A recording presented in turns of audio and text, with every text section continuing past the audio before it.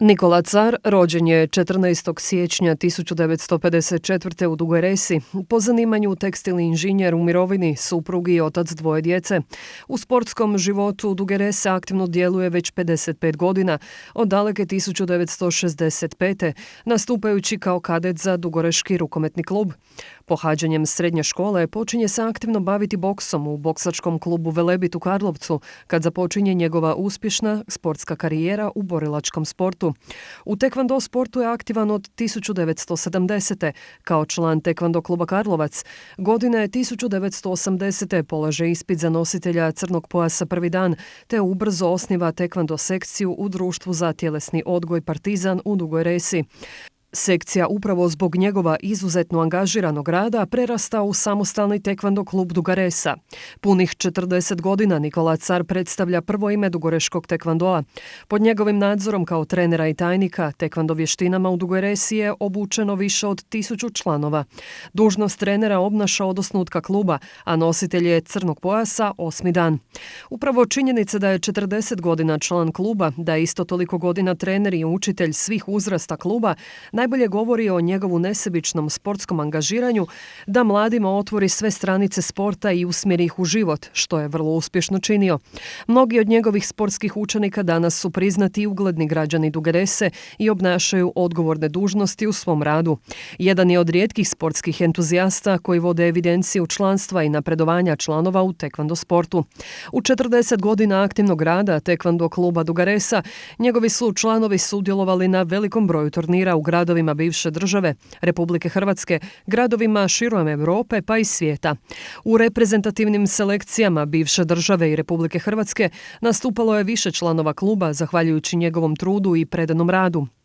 Kao trener vodio je juniorsku reprezentaciju bivše države na 7. Europskom prvenstvu u Turskoj 1988. Bio je reprezentativac države u seniorskoj konkurenciji. Baveći se aktivno tekvando sportom osvojio je brojna odličja.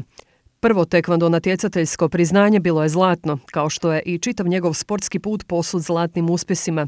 Na seniorskom prvenstvu Hrvatske u Rovinju 1974. osvojio je zlatno odličje. Iste godine na prvenstvu bivše države srebrno odličje, kao i na Kupu Republika u Zagrebu.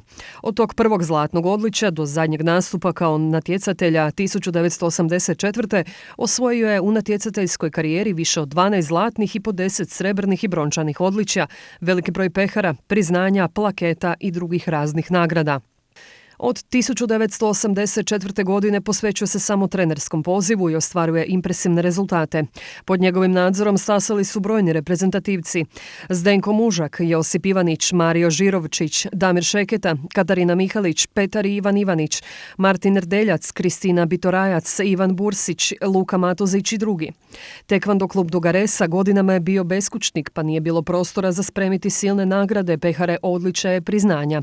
Arhiva je bila u obiteljskoj kući Nikole Cara. Članovi su se okupljali u malim dugoreškim dvoranama, neumorno vježbali, trudili se i uspjeh nije izostao. Zahvaljujući najviše Nikoli Caru koji je okupio donatore i uvjerio gradsko čelništvo u opravdanost akcije, problem prostorija kluba je riješen. Tekvando sport u Dugoj Resi najbolje se očituje kroz lik i djelo Nikole Cara. Klub pod njegovim nesebičnim sportskim zalaganjem godišnje sudjeluje na 20 do 25 natjecanja, a u Dugoj Resi uspješno već 17 godina organizira turnir Sveti Nikola Open. Klub uspješno surađuje i s obje osnovne škole na području grada. Brojna su sportska priznanja za natjecateljske rezultate, kao i sportskog djelatnika te kao trenera.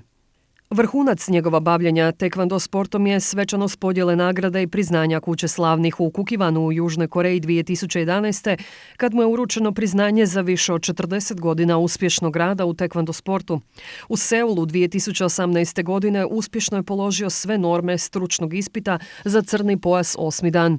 Iste godine na svečanosti u hotelu Sheraton u Zagrebu povodom 50. godišnjice tekvandoa u Hrvatskoj nagrađen je zlatnom spomen medaljom Hrvatskog tekvando saveza. Nikola Car svojim životnim putem sportaša i sportskog djelatnika usmjerenog na širenje znanja i vještina mladim generacijama primjer je kojeg treba slijediti, stoga neupitno zaslužuje čast ovog priznanja.